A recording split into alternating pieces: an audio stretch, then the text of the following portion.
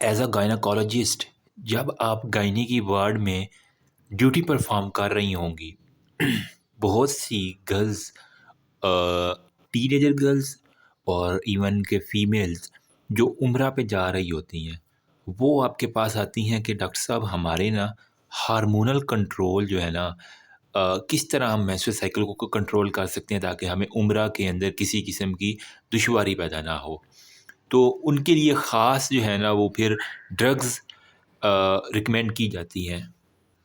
अब मुझे नहीं पता कि वो इस्लामिक तौर पे ठीक है या गलत है, लेकिन हाँ, वो अपनी मेंस्ट्रुअल साइकिल को रोकने के लिए ख़ास डेज़ के अंदर स्पेशल मेडिसिन करती हैं। तो आज का चैप्टर हमारा है hormonal control of the menstrual cycle.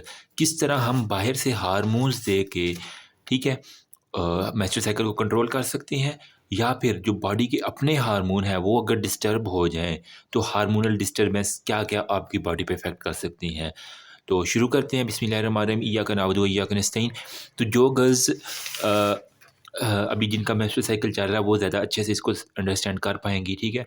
अब इस वीडियो के अंदर ना हम चैप्टर 3 ऑफ द 10 टीचर्स को डिस्कस करेंगे। इसके अंदर आपने physiology of menstrual cycle, puberty, secondary sexual development, disorder of menstrual irregularity हम देखेंगे, और सेल्फ असेसमेंट किस तरह करनी है आपने खुद, यस जो आप वीडियो सुन रही हैं, ठीक है। अब जो बॉयज़ सुन रहे हैं वो उनके लिए सॉरी फॉर दैट। ओवेरियन और एंडोमेट्रियल चेंजेस हम देखेंगे, चेंजेस ऑफ द प्यूबर्टी, जो ही वो जवान हुई है तो उन्होंने अपनी क्या क्या चीज़ें अपने अंदर फील की हैं, development of the sexual disorder, ठीक है। उसके अलावा एमेनोरिया, ओलिगोमेनोरिया, या तो बिल्कुल ही ब्लड नहीं आया या आया तो बहुत थोड़ा आया, या फिर पॉलीसिस्टिक ओवेरियन सिंड्रोम, और इसके अलावा हमारे पास कुछ है प्री मेंस्ट्रुअल सिंड्रोम और pre mature cessation of the period, वक़्त से पहले हमने उसको सीज़ कर दिया है। तो ये सारे के सारे आपने देखनी है। तो बिना किसी टाइम को ज़ाया किए हम शुरू करते हैं physiology of the menstrual cycle, ठीक है। अब इसके अंदर सबसे पहले आपको हार्मोनल कंट्रोल के अंदर मैं आपको एक बात बता दूँ कि hormonal control of menstrual cycle में एबनॉर्मेलिटीज़ जो है ना वो क्या-क्या चीज़ें इफ़ेक्ट करेंगी। अगर तो हमारे पास इन हार्मोन्स की एबनॉर्मेलिटीज़ आ गई हैं तो वो नंबर 1 आपकी बॉडी के अंदर इनिशिएशन जो होता है ना मेंस्ट्रुअल साइकिल का, उसको इफ़ेक्ट करेंगी। जो पहले 13-14 दिनों के अंदर होता है ना सारा का सारा काम, ठीक है, इनिशिएशन को इफ़ेक्ट करेंगी। फिर उसकी रेगुलेशन जो होती है ना मेंस्ट्रुअल साइकिल की रेगुलरिटीज़ उसको इफ़ेक्ट कर देंगी। और नंबर 3 पे उसकी अर्ली सीज़ेशन भी हमारे पास कई केसेस के अंदर देखने को आई है। तो ये 3 चीज़ें आपका मेन फ़ोकस होना चाहिए इस चैप्टर के अंदर, ठीक है। अगर मैं फिज़ियोलॉजी ऑफ मेंस्ट्रुअल साइकिल की बात करूँ, हमें कैसे पता चलेगा कि ये जो गर्ल है आपके पास गायनी की वार्ड में आई है, तो इसका मेंस्ट्रुअल साइकिल नॉर्मल है या अबनॉर्मल है? एक्सटर्नल मैनिफेस्टेशन क्या-क्या चीज़ें हैं? बाहर से क्या-क्या चीज़ें हैं जो आपको बता रही हैं? तो इनके अंदर सबसे पहले आपने नॉर्मल, रेगुलर, वेजाइनल ब्लीडिंग का पूछना है, ठीक है? तो नॉर्मल, रेगुलर, वेजाइनल जो ब्लीडिंग है ना, ठीक है? उसके ऊपर जो है ना वो आपको बहुत सी चीज़ें डिटरमाइन कर दी जाती है। अगर आपने अच्छी हिस्ट्री ले ली तो आप अच्छे डॉक्टर बन सकते हैं बहुत जल्द इंशाल्लाह। फिर बाकी चीज़ें बंदा साथ-साथ कवर कर लेता है। ठीक है? अब क्यों हुई ये वेजाइनल ब्लीडिंग? हमें पता है कि ये हमारे पास शेडिंग है किसकी? एंडोमेट्रियम की, ठीक है? अब क्यों एंडोमेट्रियम की शेडिंग हुई? हमें पता है कि जब उसका साइकिल चल रहा था 14 दिन के ऊपर जाके ओव्यूलेशन हुई, ठीक है? तो ओव्यूलेशन में या तो वो लड़की नॉन मैरिड थी, उसकी शादी नहीं हुई, कुँवारी थी, या फिर वो उसको जो है ना वो नॉर्मल उस वक़्त टाइम नहीं मिला सेक्सुअल इंटरकोर्स का, ठीक है? तो इस वजह से क्या हुआ हमारे पास जो फर्टिलाइज़ेशन के बाद एचसीजी का सिग्नल जाता है पीछे प्रोजेस्टेरॉन के लिए, वो सिग्नल नहीं गया, जिसकी वजह से जो supporting of the uterine membrane थी, वो सारी की सारी हमारे पास इसको जो सपोर्ट कर रहा था, ठीक है? सेक्रेटरी फेस ऑफ जो है ना वो कंटिन्यू नहीं हो पाई, और एट द एंड जो हमारे पास कार्पस ल्यूटियम था वो डाई करना शुरू कर दिया। कार्पस ल्यूटियम हमें पता है कि जब वो एग निकल जाता है तो पीछे जो चीज़ रह जाती है वो कार्पस ल्यूटियम वो प्रोजेस्टेरॉन सेक्रीट करता रहता है। अगर तो फर्टिलाइज़ेशन होगी तो फर्दर 3-4 माह के लिए वो प्रोजेस्टेरॉन सेक्रीट करता रहेगा। तुम इसे कहेगा तुम मज़ीद अपनी जगह पे ठहरो। अगर फर्टिलाइज़ेशन नहीं हुई तो हमारे पास वो चंद दिनों के बाद शेडिंग करवा देगा, क्योंकि प्रोजेस्टेरॉन ख़त्म हो गया, उसका वो डाई ऑफ होना शुरू हो गया, ठीक है? तो अब मैं कह सकता हूँ कि नॉर्मल साइकिल किस चीज़ के ऊपर डिपेंड करता है। तो नॉर्मल साइकिल हमारे पास एक तो डिपेंड करेगा जनाबे वाला ओवेरियन चेंजेस के ऊपर, ठीक है, जो उसकी ओवरी के अंदर जो चेंजेस आ रही हैं इसके ऊपर, ओवेरियन चेंजेस के ऊपर नॉर्मल साइकिल डिपेंड करता है।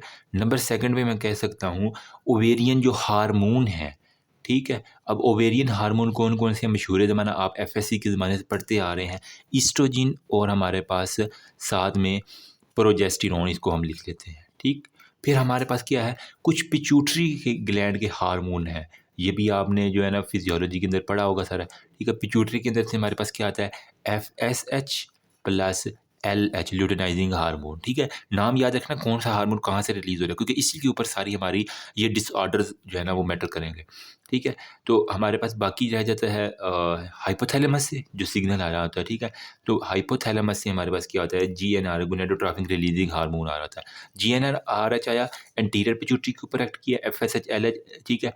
फिर सीरीज वाइज एफएसएच जाता है वो ओवरी के ऊपर जाता है, ठीक है, वहाँ से ईस्ट्रोजिन होता है, ईस्ट्रोजिन का जो है ना वो फिर एफएसएच को कम करता है, ईस्ट्रोजिन का जब लेवल ज़्यादा होता है तो ये हमारे पास पिट्यूटरी को कहता है तुम ल्यूटेनाइजिंग हार्मोन रिलीज़ करो, जब ल्यूटेनाइजिंग हार्मोन रिलीज़ होता है तो वो फिर जो है ना ओव्यूलेशन करवा देता है, तो ओवरी के पास जो चीज़ें भाग जाती हैं वो प्रोजेस्टेरोन सेक्रेट करना शुरू हो जाती है। इस तरह फिर ओवेरियन के अंदर जितनी भी चेंजेस, थीका सेल्स हो गया, ठीक है, और वो बाकी जो भी हैं सेल आ जाते हैं ना उसके अंदर। अब मैं आपको एक साइकिल के थ्रू बता देता हूँ कि क्या क्या होती है ऑन प्यूबर्टी, हमारे पास क्या क्या चेंजेस आएंगी, फिर हम इंशाल्लाह इसके ना पास्ट पेपर भी जो है ना वो देखेंगे, ठीक है। लास्ट चैप्टर मैंने कंप्लीट करवा दिया, जिसने वो वीडियो नहीं देखी वो जाके प्ले लिस्ट के अंदर मैंने डाल दिया, वो जाके देख लेगा, ठीक है।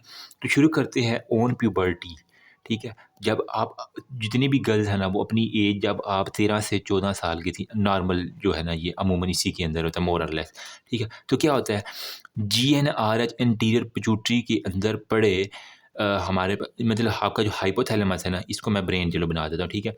ब्रेन के जो है ना वो ये हाइपोथैलेमस है, ठीक है। इसके 13 प्यूबर्टी के ऊपर आपके 13 साल की उम्र में जीएनआरएच रिलीज़ हुआ, ठीक है, जीएनआरएच। तो ये जो है ना वो आपका जो पिट्यूटरी ग्लैंड है ब्रेन का, पिट्यूटरी के भी दो पार्ट होते हैं, एक हमारे पास होता है एंटीरियर पिट्यूटरी और एक हमारे पास होता है पोस्टीरियर पिट्यूटरी। तो चलो ये हमारे पास है जी एंटीरियर पिट्यूटरी। तो जीएनआरएच जो है ना एंटीरियर पिट्यूटरी के ऊपर ख़ास किस्म के जो है ना वो गोनाडोट्रोप्स होते हैं, ठीक है। इन गोनाडोट्रोप्स के ऊपर जाके लगा, एंटीरियर पिट्यूटरी से गोनाडोट्रोप्स के ऊपर लगा। अब इससे अंदर हमारे पास क्या रिलीज़ होगी, इन्होंने हमारे पास रिलीज़ करना है गोनाडोट्रोफिन। अब गोनाडोट्रोफिन्स के अंदर क्या-क्या चीज़ें हमारे पास होंगी, या तो वो एफएसएच होता है या तो फिर वो हमारे पास होता है एलएच, ठीक है। अब साइकिल के शुरुआत में जो है ना हमारे पास एफएसएच का लेवल बहुत ज़्यादा निकलता है, ठीक है, क्योंकि अभी साइकिल शुरू होना है। तो कुदरत की तरफ से ही जो है ना एफएसएच का लेवल हद से ज़्यादा जो है ना वो रिलीज़ होगा। अब ये जो है ना साथ में हल्का सा जो है, क्योंकि गोनाडोट्रोप्स ने ये भी तो रिलीज़ करना है, तो साथ में हल्का सा, लेकिन एफएसएच का लेवल बहुत ज़्यादा है, एलएच का लेवल स्लाइटली बिल्कुल मामूली सा निकलता है, ठीक है। इसका भी रोल है जो शुरुआत में थोड़ा सा निकला है ना, इसका भी रोल है, आगे हम डिस्कस करेंगे। अब पैदाइश के वक्त लड़की के अंदर जो है ना वो हमने कहा था कि मैंने लास्ट वीडियो में बताया कि लड़कियां 20वें हफ्ते में ही, जो पैदाइश से पहले 20th वीक होता है उसके अंदर ही मिलीनियर बन जाती हैं। 6 से 7 मिलियन आपकी जो है ना वो ओवेरियन फॉलिकल्स बन चुके होते हैं, ठीक है। तो पैदाइश के वक्त ही मैं कह सकता हूँ कि लड़की का जो है ना वो पैदाइश के वक्त क्या था, हमारे पास ओवरी में बहुत से अंडे, इन सिंपल वर्ड में कहूँ कि बन चुके हैं, ठीक है, जिसे हम क्या कह रहे थे, ओवेरियन फॉलिकल्स जो है ना, मैं कहता हूँ कि पैदाइश के वक्त हमारे पास ओवेरियन फॉलिकल्स अब बन गए हैं, ठीक है। फिर जब वो बर्थ होती है तो वो 1 से 2 मिलियन रह जाते हैं, उसके बाद जो प्यूबर्टी के ऊपर जो है वो 30,000 से 40,000 रह जाते हैं, उसके बाद फिर मीनोपॉज़ के ऊपर सारे ख़त्म हो जाते हैं, ठीक है। तो ये सारे के सारे जो ओवेरियन फॉलिकल है ना, ये बन के हमारे पास मियोसिस 1 की प्रोफेज़ 1 के ऊपर जो है ना वो अरेस्ट हो जाते हैं, ठीक है। तो हमारे पास ये सारे के सारे अरेस्ट कहाँ पे होते हैं, मियोसिस 1 की प्रोफेज़ 1 के ऊपर, ठीक है। मियोसिस 1 और हमारे पास प्रोफेज़ 1 के ऊपर जो है ना वो अरेस्ट हो जाते हैं, ठीक। अब हमारे पास क्या होगा कि ये सपोज़ करें कि ये हमारे पास है जी सारी की सारी ओवरी, ठीक है। अब इसके ऊपर जो है ना हमारे पास क्या है, ये बहुत ज़्यादा जो है ना वो ओवेरियन फॉलिकल है, छोटे-छोटे ये 30,000 से 40,000, चलो प्यूबर्टी के ऊपर रह गई ये, ठीक है। तो अब इसी के अंदर से जो है ना वो एक जो है ना वो हमारे पास हर महीने जो है ना वो मैच्योर होना होता है, ठीक है। मैच्योर होकर वो ब्रेस्ट करेगा और ये सारी की सारी हमारे पास ओवरी होगी, ठीक है। ये हमारे पास हो गया ओवेरियन फॉलिकल, या जिसे हम प्राइमोर्डियल फॉलिकल कहते हैं, ठीक है। ओवेरियन फॉलिकल्स होगी, और ये हमारे पास जो है ना वो मैच्योर ओवेरियन बाद में जो है ना एक मैच्योर होता होता आपने एम्ब्रियो पढ़ी होगी, तो ये हमारे पास मैच्योर बन जाते हैं, ठीक है? Mature ovarian follicle. जो ही एफएसएच आया, एफएसएच ने लगना है इस ओवरी के ऊपर, ठीक है? अब इस ओवरी के ऊपर लगने के बाद वो क्या करेगा, ओवेरियन फॉलिकल्स के ये जो है ना छोटे-छोटे, इसके एक ग्रुप को कहेगा यार तुम मेरी मदद करो, तुम एक्टिव हो जाओ। तो हमारे पास हर साइकिल में एक ग्रुप या जिसे हम कोहॉर्ट कहते हैं, तो एक कोहॉर्ट या एक ग्रुप, मैं बुक की लाइन यूज़ कर रहा हूँ, वो क्या करेगा, उसको एक्टिवेट करेगा कि तुम मैच्योर होना शुरू हो यार, क्या पता तुम्हारी किस्मत जाग जाए और तुम दुनिया के अंदर आ जाओ। तो इसको एक्टिवेट करेगा एक कोहॉर्ट ऑफ दी फिर ओवेरियन फॉलिकल को कहेगा कि तुम अब मैच्योर होना शुरू हो जाए। तो इसकी जो है ना वो हमारे पास वो एफएसएच लगने के बाद मैच्योरेशन जो है ना इसके फेज़ के अंदर ले जाएगा। और वो कितने होंगे, 8 से 10 जो है ना एक वक़्त में फॉलिकल जो है ना इसकी ग्रुप को पकड़ के ले आएगा। तो अब अगर इसी में डायग्राम को फर्दर कंटिन्यू करूँ, तो ये जो एफएसएच रिलीज़ हुआ था, ठीक है? ये कहाँ पे गया, ये जो आपकी वेजाइनल है ना, ठीक है? यहाँ पे सपोज़ करें ये सारी की सारी ओवरी, ठीक है? ये फ़्लोपियन ट्यूब और ये हमारे पास यूट्रस है, ये और ये यूट्रस के ग्राफ से मैं डायग्राम बना रहा हूँ, ठीक है? और यहाँ पे हमारे पास पड़ा है जी ओवरी। तो इन सिंपल वर्ड एफएसएच कहाँ पे जाके लगा, इस ओवरी के ऊपर जाके इसने सीधा एक्ट किया, ठीक है? और इस ओवरी के अंदर क्या करवाया, एक कोहॉर्ट को निकाला, उसकी मैच्योरेशन 8 से 10 फॉलिकल को कहा गया तुम निकलो और इस फ़ेलोपियन ट्यूब के अंदर एक इनमें से फिर एक मैच्योर होगा जो वहाँ पे फ़ेलोपियन ट्यूब के अंदर यहाँ से फिम्ब्रिएटेड एंड से जो है ना वो कैच होके यहाँ पे एम्प्यूला के अंदर अगर स्पर्म आ गया तो फर्टिलाइज़ेशन हो जाएगी। ईज़ी हो गया, समझ आ रही है ना? अब बात करते हैं ये जो मैच्योर फॉलिकल्स है ना, ठीक है? अब इनमें से सपोज़ करें एक ग्रुप को उसने ना रेडी कर लिया कि हाँ, वो कहता है ठीक है मैं जी मैच्योर होता हूँ, रिस्क लेता हूँ। तो अब ये जो मैच्योर फॉलिकल्स हैं इनके पास 2 तरह के सेल होते हैं। वो कौन-कौन से 2 तरह के सेल होते हैं वो मैं बताता हूँ। यूँ कह लें कि ये मैच्योर फॉलिकल है ना, ठीक है? हमारे पास मैच्योर ये दरमियान सर में इसके गिर्द जो है ना एक हमारे पास होगा जी ग्रैनुलोसा सेल की एक लेयर होती है, ठीक है? और एक हमारे पास होती है जो मैं ग्रीन से बना रहा हूँ, ये हमारे पास हो गया सपोज़ करें ये थीका सेल की लेयर होगी, ठीक है? ये हमारे पास क्या था जी, हमारे पास मैच्योर फॉलिकल बन गया, ठीक है? मैच्योर फॉलिकल बन गया, ये बाहर इसके एक लेयर बन गई जिसे हम कहते हैं ग्रैनुलोसा सेल, ठीक है? ग्रैनुलोसा सेल नज़र आ रहा है या नहीं यार इसको थोड़ा-सा? ओके जी, ये हो गया हमारे पास मैच्योर फॉलिकल, साइड पे ग्रैनुलोसा सेल की लेयर है, ठीक है? और सबसे एंड पे हमारे पास किसकी लेयर है? थीका सेल की लेयर है, ठीक है? ये सारा आपका एम्ब्रियो वाला है, क्यों इतनी ब्रीफ जाने की ज़रूरत नहीं है, बस ये बात आती है। अब क्या होता है, जब एलएच थोड़ा-थोड़ा सा से मैंने कहा कि निकल रहा था, ठीक है? अब इस एलएच का भी साथ में रोल है, ज़ाहिर बात जीएनआरएच जब निकला सबसे ज़्यादा एफएसएच निकला, एफएसएच ने अपना काम किया, ओवरी को स्टिमुलेट किया कि यहाँ से एक बनवा दो। अब साथ में मैंने कहा थोड़ा-थोड़ा एलएच भी जो है ना वो हल्का-हल्का निकल रहा है।